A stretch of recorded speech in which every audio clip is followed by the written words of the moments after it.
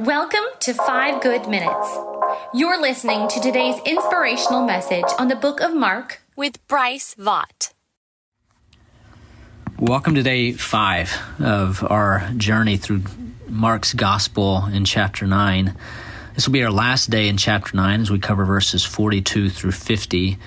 And for the last 3 days, we've been narrowing in on some of Jesus' teaching to his disciples, where he is warning them about some potential obstacles to enduring in the faith as disciples. And first thing we looked at on Wednesday was Jesus' teaching and warning against pursuing rank within the church, wanting to be the greatest. He redefines what greatness is.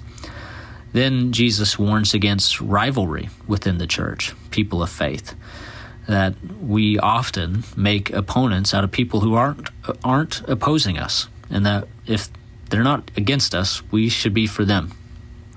And now he's moving on to a new topic, and he's warning the church against allowing the temptation to sin to exist in our communities. He starts off by saying, whoever causes one of these little ones who believe in me to sin, it would be better for him if a great millstone were hung around his neck and he were thrown into the sea. It's interesting to note that the Greek word for sin there really means to stumble. He's warning against causing someone else to stumble in their faith. And Jesus issues a pretty significant warning to this, that it's better if a giant weight were hung around that person's neck and they would be thrown into the sea. And then he encourages his disciples that if anyone, if there's anything in your midst that is causing you to sin, you need to do whatever it takes to cut that out of your life, to remove all temptation from your being, from your presence, and from the presence of the church. And you might hear that and think, well, is that even possible? I mean, is it really something that we can control? That we can we control what temptations we see and don't see? And to some degree, we can't control every temptation that comes our way. We live in a really broken and fallen world. We can't control what other people do in public. We sometimes can't control what billboards are posted within our city or what advertisements come on television. But Jesus does bring out the point that there are certain things in our life that we can control. And as best we can, we need to cultivate an awareness for the temptations that we struggle with and for the temptations that other people struggle with.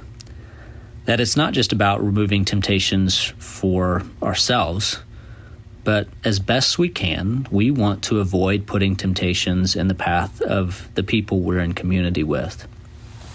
The Apostle Paul makes this argument in the book of Romans. He is writing the Romans, and he kind of uses this example of meat offered to idols. And just a quick kind of recap of what he's meaning there is, in that day and in that culture, people would take meat, they would say a sacrificial prayer over it to some false god, and then they would eat it within a community meal. And the Apostle Paul, he doesn't see any problem with eating that meat. He's like, meat is meat. You know, it doesn't bother me. It's not an act of worship on my part. But then he makes this comment. He says, if someone is in that meal with me, and if me eating that meat might cause someone else to return back to idol worship, I'm not going to eat that meat. For me, it's not a sin, but if it leads someone else to go back into sin, I'm not going to partake of it. Maybe an example in our day would be drinking. We see in the Old Testament that alcohol is not a sin, that drinking alcohol is not a sin. We see that it's even a blessing, something that God encourages the community to take part in as a way to celebrate his faithfulness and favor. But the reality is that alcohol can also be a stumbling block for people. That there are some people, because of their past, their experience, that alcohol is a vice. They can be addicted to it. And if our freedom, our liberty to drink alcohol would cause someone else to struggle with addiction, then it's best that we don't drink it. Maybe the easiest way to say this is that our love for others, should limit our pursuit of liberty in our Christian faith.